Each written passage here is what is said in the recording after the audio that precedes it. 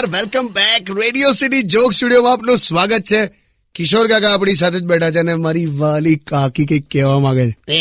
હાલ કાકી કઈક કહેવા માંગે, સોરી. એ તો છે ને, હું એમ કહેતી હતી કે આમ કેવું હોય નહીં, આમ મસ્ત આમ જયારે બાળક જન્મે ને તો આમ બધા ફેમિલી વાળા એવું બોલે કે આ બાળક મારા પર ગયો છે. આમ મમ્મી એવું કે આનું નાક મારા પર ગયું છે, પછી મામા એવું કે આની હાઈટ છે ને એ મારા પર ગઈ છે, પછી પપ્પા કે આના ફીચર્સ મારા પર ગયા છે, દાદી એવું કે આનો રંગ મારા પર ગયો છે.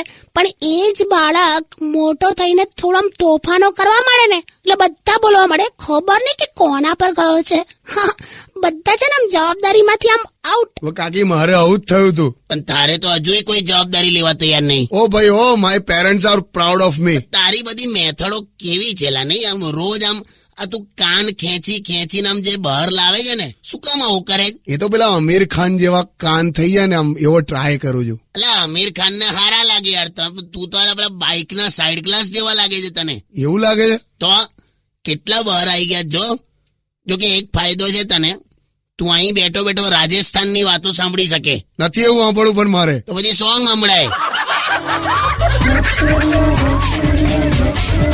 Only on Radio